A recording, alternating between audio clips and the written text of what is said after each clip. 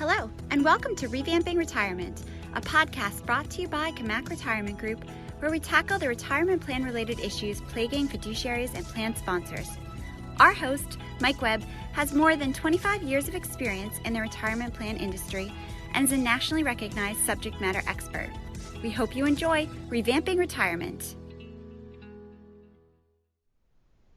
Thanks, Kara. Kara McCauley, our wonderful producer as always. As she said, I'm Mike Webb, and this is Revamping Retirement. Very, very excited for a very special edition of Revamping Retirement this month. We have Jack Czwarnecki of the American Retirement Association, who has graced us with his presence. So that's one wonderful aspect of this. And the second wonderful aspect of this is that we're introducing, as some of you can see, introducing video to this podcast. For those of you who don't get upset, for those of you who are on normal iTunes or your favorite podcast channels, you'll still get your podcast audio recording. What we thought we might want to do, because this is a very special topic today, which is emergency savings, we also thought we might want to do a video version of this podcast as well, complete with slides and video, so that you could have a takeaway, and that's going to be available, at least the plan is, on our website to have the video and the slides available, so that you can also have that as a takeaway for, like I said, what promises to be a very hot topic, probably the hottest topic I would dare say in retirement today, which is the issue of emergency savings accounts. We're also changing up the format a little bit. It's going to be kind of a debate. Now, that doesn't mean that my special Jack Czwarnecki of ARA is going to be like yelling at me and I'm going to be yelling at him. It's not going to be that kind of debate. It's going to be a kind where I make a case, and the case I'm going to make is that emergency savings should kind of be an integral part of retirement plan sponsors' thinking. Jack's going to make the counter argument to that. He's basically going to say, hey, Mike, I'm a fan of emergency savings, but let's put the brakes on here. There's going to be a lot of marketing, a lot of, and there already has been over the last few months of what an emergency savings account should and should not be. We need to separate the good from the bad and get a more realistic viewpoint. So I'm going to be the Fantasyland viewpoint, and Jack's going to be the reality viewpoint. And at the end, you're going to go, instead of being confused and going, is Jack right? Is Mike right? We're actually going to have some nice takeaways for you that Jack and I have agreed upon, so that, you know, if you're a plan sponsor listening and are like, what should I do? We're going to have some nice takeaways for you at the end and how you should consider emergency savings. But before I get started, I want to introduce Jack. I'm so glad to have him here today.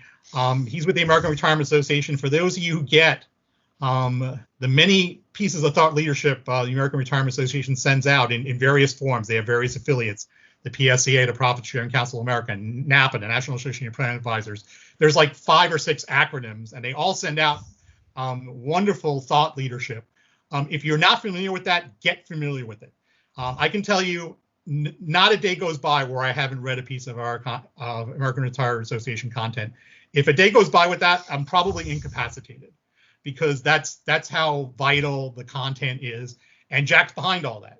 Oh, and by the way, I also didn't mention, Jack was also the executive director of the Profit Sharing Council of America, which is now, he successfully integrated that into the American Retirement Association. And now that's one of its members. So, welcome today, Jack. Is there anything else you want to say, that, or have I pretty much covered it? No, thanks, Mike. I appreciate it. Without further ado, we're going to get into this. Just also from a time constraint standpoint, normally these podcasts we do about 10 minutes if I'm solo and 20 minutes of an interview.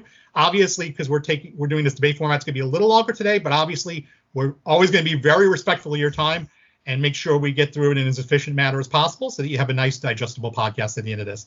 So without further ado, I'm going to get right into the content of the podcast. Well, hopefully without too much further ado, but as technology happens, sometimes it's a little bit more further ado than we'd like. But hopefully with the next few seconds, you will have a wonderful slide presentation on your screen, and you'll actually see me talking, which will be a good thing. And by the way, again, for those of you who are going to be looking for the video version of this will be available on our website. And for the audio version, it'll be through your normal channels, wherever you listen to your favorite podcasts.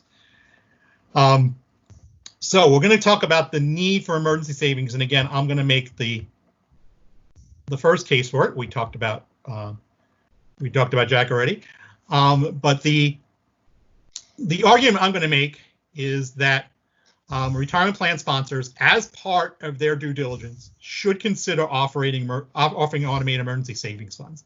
And you might say right away, Mike, what in the world are you talking about? Because emergency savings are very different than retirement plans, and why should they kind of go hand in hand, if you will?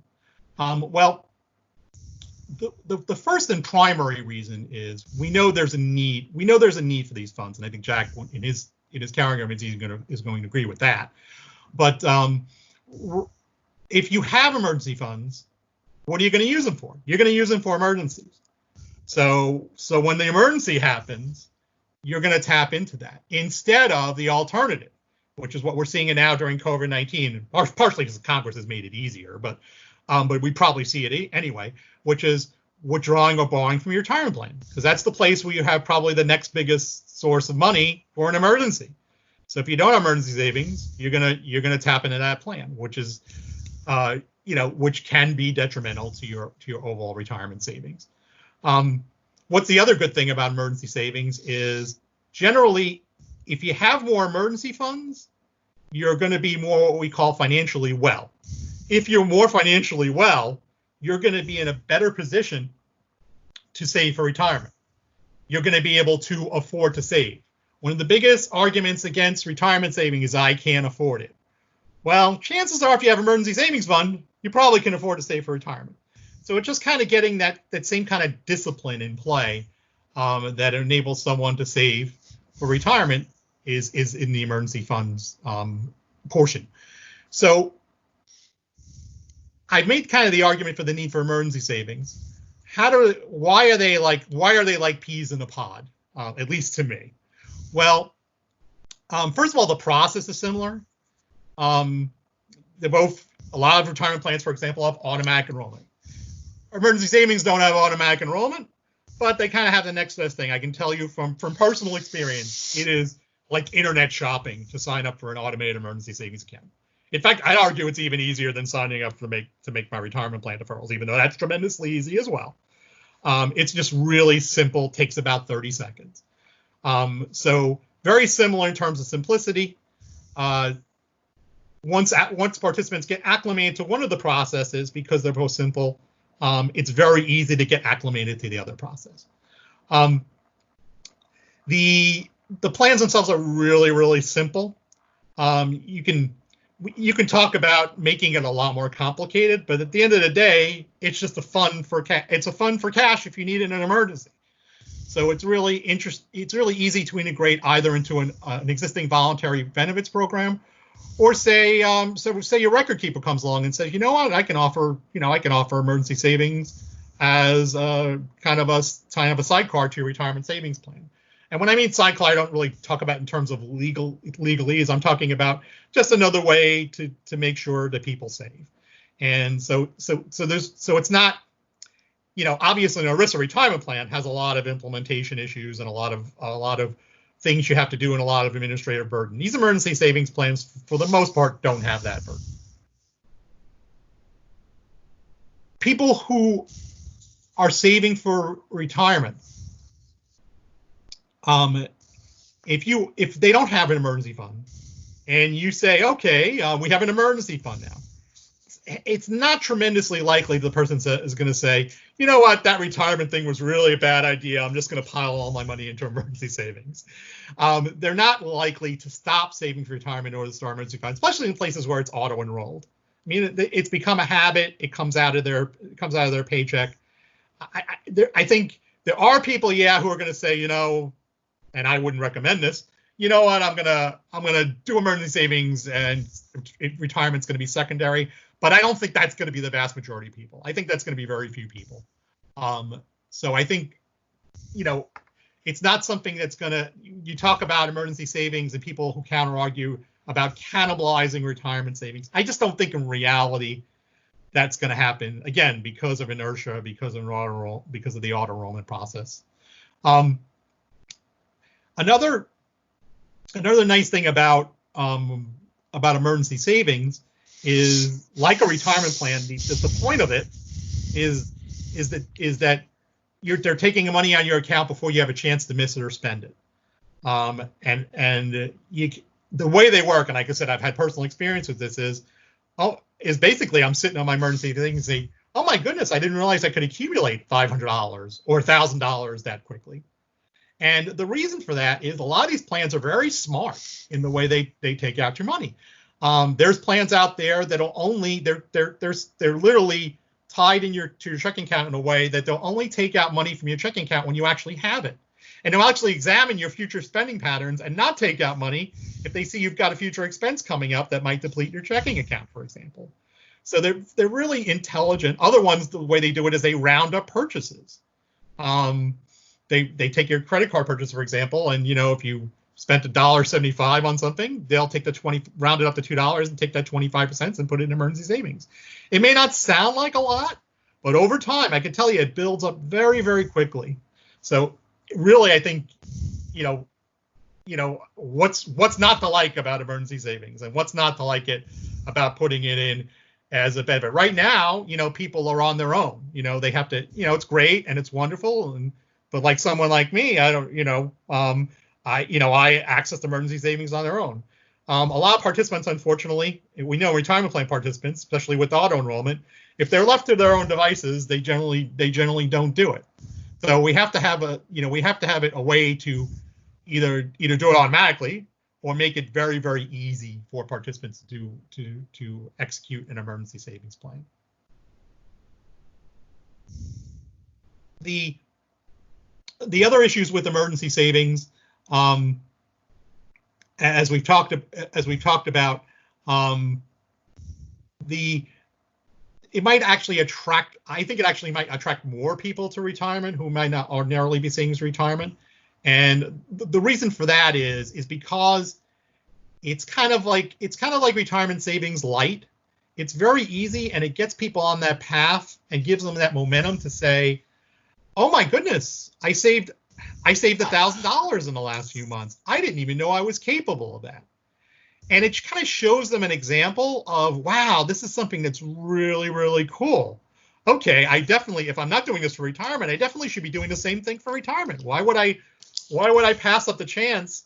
This is a really good way to accumulate money, and I just did it and made an emergency savings fund for my own. Why wouldn't I do that for retirement as well? So I think you're going to get a decent amount of people who, if you haven't been able to reach them or engage them in retirement, let's just say you're not auto-enrolled or they're opting out for whatever reason, and you engage them in this concept of emergency savings and show them how easy and wonderful it is to accumulate wealth, that's going to translate into at least some of those people choosing to participate in a retirement plan where they might never have even considered it before. And then the financial health aspect of it, of course. Again, emergency savings doesn't operate in a vacuum. Retirement savings doesn't operate in a vacuum. But chances are, if you're saving for emergencies and you're saving for retirement, your financial picture is probably better than most people out there. So if we can motivate these kind of behaviors and make it fun and make it exciting for people, we're going to make them more financially well. Well, what's going to happen when they become more financially well? It's going to fall right back on the retirement plan. It's going to mean that, okay, I started emergency savings. I started savings for my retirement plan. Now I got more financially healthy. Now I'm going to be able to save even more for my retirement plan, because emergency savings, you get to a certain point, which is generally the guides are 3 to 6 months of expenses, and you're kind of done. So as long as you keep that topped off after there's been a crisis, you're good. Retirement, hey, the sky's the limit. If I want to have a really, really good retirement, I could just keep on saving, of course, up to the legal limits, of course. So really, I think it's a win-win when you pair emergency savings with these other types of things. The other thing I want to talk about is why it's, even though it's kind of like retirement savings light, the need for a separate and distinct emergency fund. Another argument against emergency savings account is, I already have an emergency savings account. It's called my retirement plan. But really, though technically true, because I do have some liquidity in my retirement plan, it's not unlimited liquidity. So, for example, most plans, I can take loans. So you can argue, you know what? Why do I need an emergency savings fund? If I run into trouble, I can borrow. Well, what happens if you exhaust your loan eligibility? Because there's a limit to what you can borrow in retirement plans. Well, what happens is usually a pretty nasty alternative. Right now, things are good because we have the COVID withdrawals, which actually make it much easier to take out money and not pay a tremendous penalty to the IRS for doing so. So we're in pretty good times now where, yeah, if you exhaust your loan, I might be able to take a withdrawal and actually have very favorable terms. I can repay it back over a certain number of years and things are fine. But you can't rely on those things. At least I'm hoping the pandemic will end someday. So you can't rely on these things being extended. In fact, right now, they're only good through 2020. So even if they are extended, at some point, the pandemic hopefully will be over and you're not going to have that. And the alternative to that, hardship withdrawals are just a terrible option. I think Jack would even agree with me when he does his part that hardship withdrawals are not great. To me, there's no bigger destroyer probably of retirement wealth, because not only do you pay taxes, and if you're taking money out while you're working, because that's what a hardship withdrawal is helping you to do, basically, you not only pay taxes, you're in a high tax bracket, but you take a 10% penalty. In a state like mine, the great state of New Jersey, you end up giving back half your hardship withdrawal to the government. So it's really not a great option. Plus, as we're seeing with the COVID distributions, we're allowing people to borrow up to $100,000 due to COVID. We're allowing people to take $100,000 out. Are people taking that much money out? No, because the people who are taking this out are younger people, and they're taking small amounts out. But a lot of times they're just taking everything. They're taking they have 10,000 in their account and they're taking it out. And you may say, well, that's only 10,000. What's the big deal? They're taking out their funds at the worst possible time because of the power of compounding.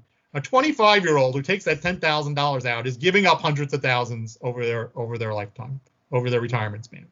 So they're really, because of the power of compounding, what you really don't want happening is people earlier in their working careers taking out money. And as we've seen during COVID, those are exactly the people who are taking out money.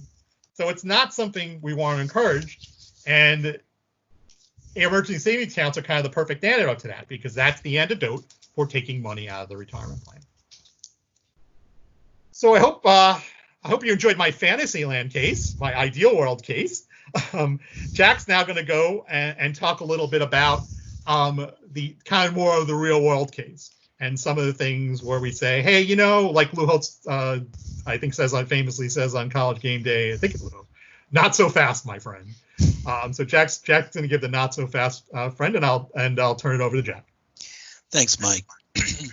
Yeah, as Mike mentioned, his point is that the retirement plan sponsors should consider offering an automated emergency savings fund.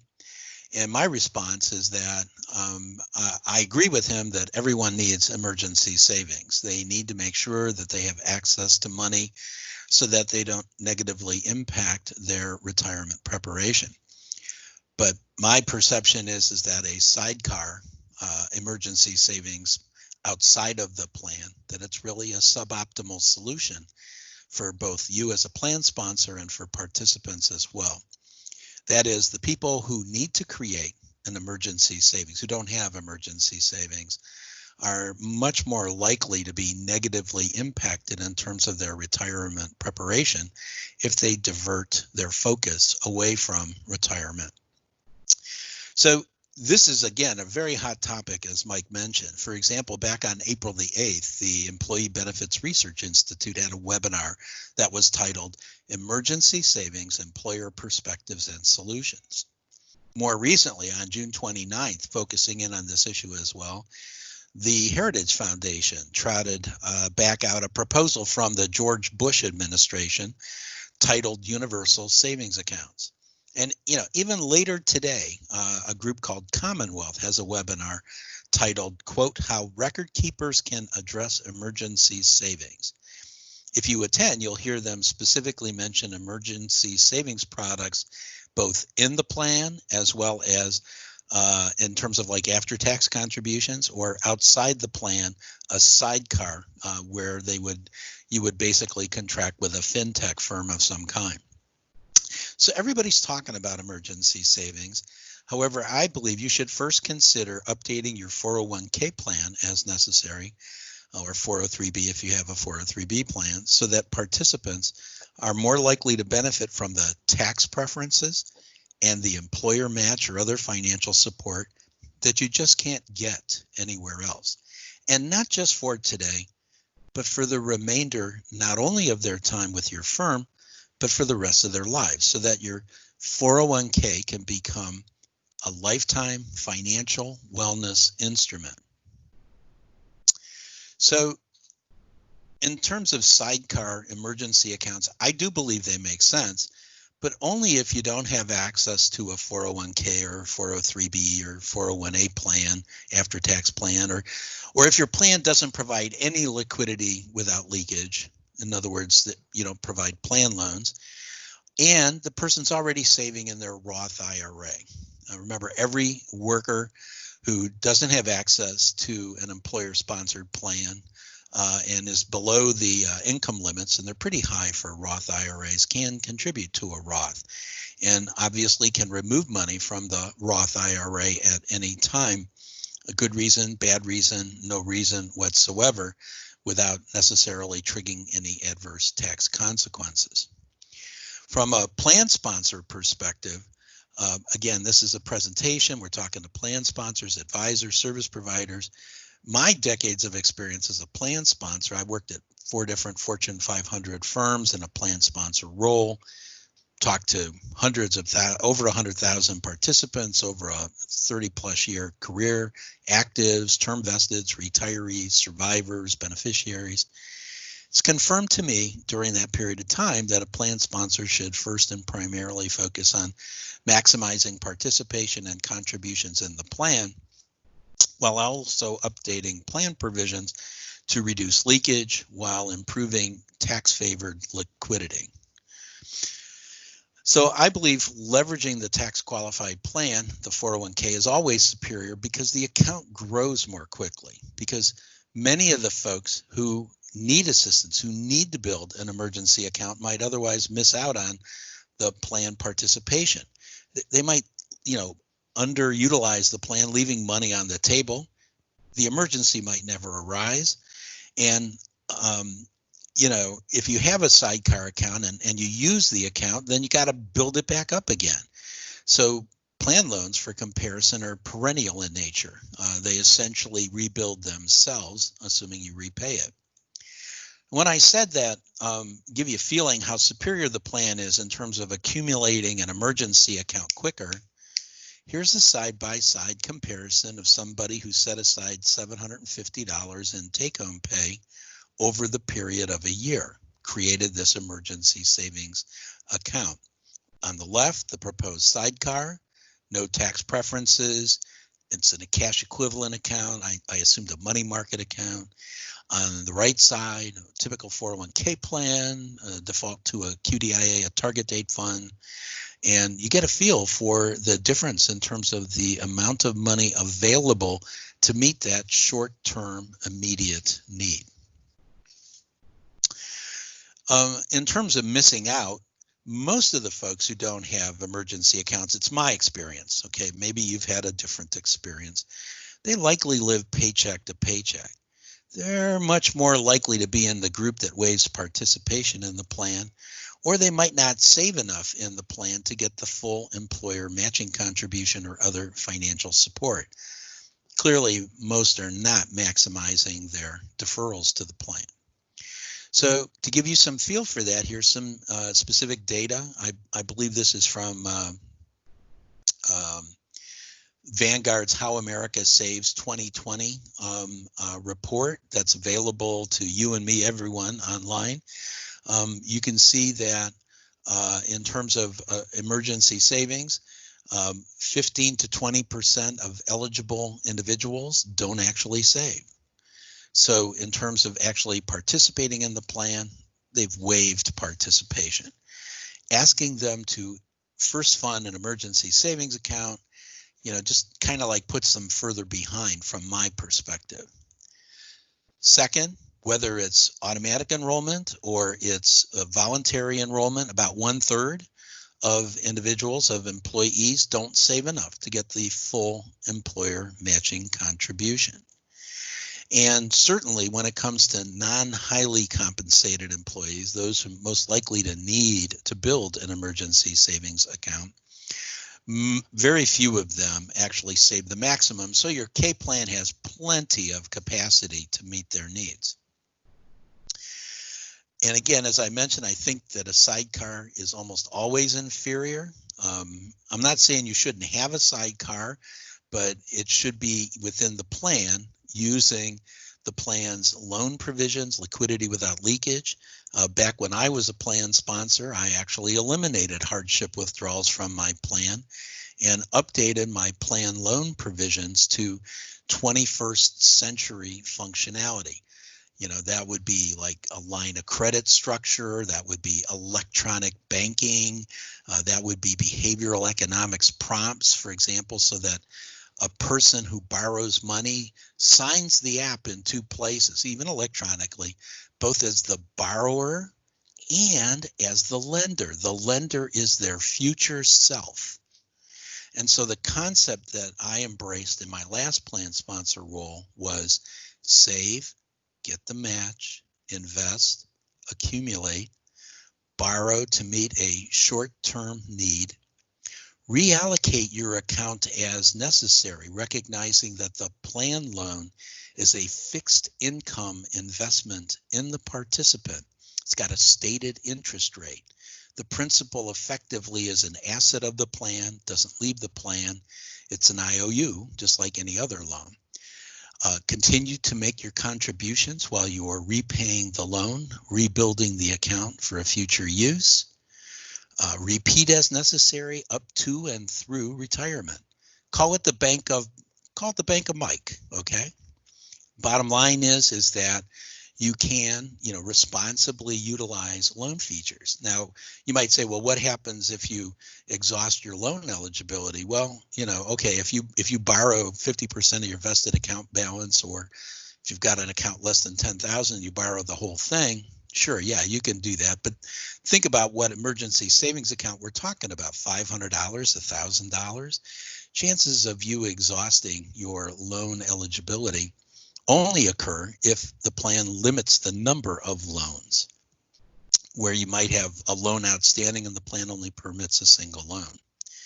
So again, I think that the sidecar is almost always inferior. The emergency may never come.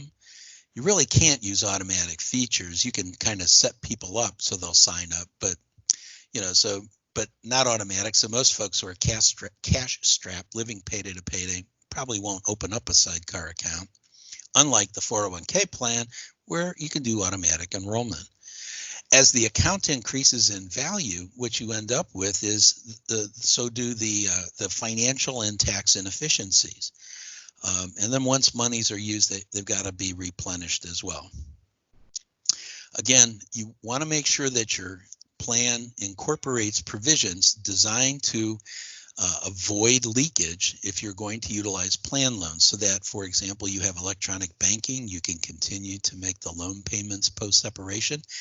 And in fact, you can even, with electronic banking, you can actually let people initiate a loan after separation.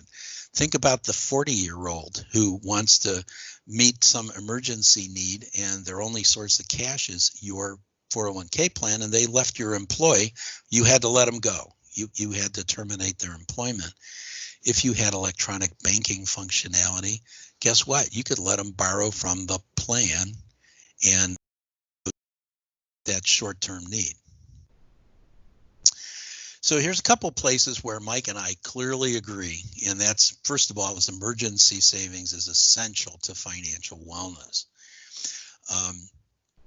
So first up, if you look at like the American Payroll Association survey, they do it every year in September. It's ongoing right now, I think. 70%, over 70% of workers would have some or significant difficulty if their next paycheck was delayed, not missed, delayed for just 1 week. That's a pretty amazing statistic. This survey, by the way, gets answers from about 35,000 people, so it's a pretty robust survey. Second thing, those same 35,000 folks Of those who had access to an employer-sponsored retirement savings plan, 86% said that they were contributing to the plan. So you've already got this built-in mechanism where folks are already using their employer-sponsored plan. Very few plans allow for after-tax 401A contributions unless, they don't do it if they're a safe harbor because of the rules regarding safe harbors in a 401k plan, or they don't do it because you end up with potential more ACP discrimination test results. And I'm only aware of a handful of employers that offer what are called deemed IRAs, sidecars. So since 2002, you've been able to add an IRA sidecar onto your 401k plan. Unfortunately, we don't have the best IRS guidance there, and so most people don't. To amplify what Mike said, hardship withdrawals while you're still working are taxed at top marginal rates, plus maybe potentially a 10% penalty tax. And a 401k plan isn't really set up. Most plans aren't really set up to be emergency savings accounts. Most of them have what I would call substandard plan loan processing. Very few plans use a line of credit structure. Most limit the number of loans that you can take. So if you're out there borrowing money and another emergency crops up, well, what do you do? Well, that's one issue. How about when you want to take a loan? If you can only have one loan, what do you tend to do? Well, you might tend to max out the amount that you actually take. Very few plans use more than you need, and therefore potentially negatively impact your retirement preparation. Most plans don't use behavioral economics processes or strategies that would encourage repayment. Most folks, when you get a new hire, they don't facilitate the rollover of an outstanding loan from a predecessor plan. There's a variety of options that, for example, I used to deploy as a plan sponsor that would help the worker roll that outstanding loan into my plan. And then last but not least, very few employer-sponsored plans utilize electronic banking. Think of it this way. Probably everyone on the listening to the podcast today pays at least one bill electronically each month. To kind of conclude, a few other comments. The first one is that turnover is an issue to some extent. It's important to remember that 95% of your employees won't actually retire from your employer, from your organization. They'll go work somewhere else before they actually hang up their spurs.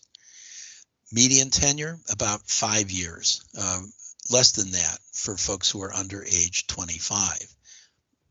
The average is about 12 employers. And most folks have a different employer these days, a different employer at age 62 than they had at age 50.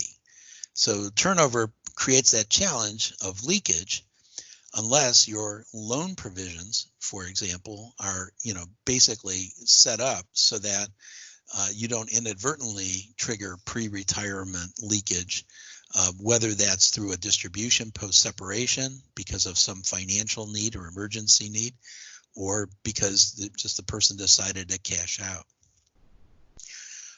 The other thing to keep in mind is that when people do change employers, when they leave, the data suggests that about 30% of them cash out. Now that's generally folks with smaller accounts, generally younger workers, generally lower paid workers. One of the changes, if you set your plan design up so that it looks more like a lifetime financial wellness tool or instrument that you help people with emergency savings, is that changes that you make are ultimately going to reduce the leakage that your plan might experience because of turnover. And so to conclude, you can encourage savings and offer liquidity without leakage. You can change your plan so that it can anticipate and accommodate those workers who live paycheck to paycheck, those who are in debt, those who believe they can't afford to divert money to create an emergency savings account. It's an opportunity for you to enhance the perceived value of your 401k plan.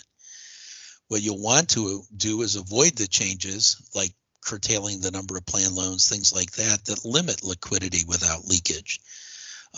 You'll want to make sure that if you're going to limit liquidity, you limit hardship withdrawals. Hardships are always leakage. Plan loans are only leakage if they're not repaid. So to conclude, I think it's important you consider the opportunity that you have to broaden the focus of your 401k plan so that it's not limited to encouraging people to save for a distant, uncertain future retirement, but so that in fact it's attentive to their financial needs along the way to retirement. Mike? Thanks, Jack. Some really good nuggets there. In terms of where Jack and I disagree on emergency savings, I think we definitely agree that a lot of plans out there could use a liquidity upgrade. Most certainly, getting rid of the bad liquidity and keeping like hardship withdrawals, which I think Jack and I both pointed out the disadvantages of, and preserving the good liquidity. Really want to thank very much Jack Chornicki of the American Retirement Association for joining us on a very special podcast. For Kara McCauley and our entire production team, I'm Mike Webb, and this has been Revamping Retirement. The content in this podcast is for institutional investors and plan sponsors. The information is intended to be educational and is not tailored to the investment needs of any specific investor. All examples of investor gains and losses are hypothetical and intended to illustrate the importance of early saving and consistent retirement contributions over time. Investment decisions should be based on an individual's own goals, time horizon, and risk tolerance.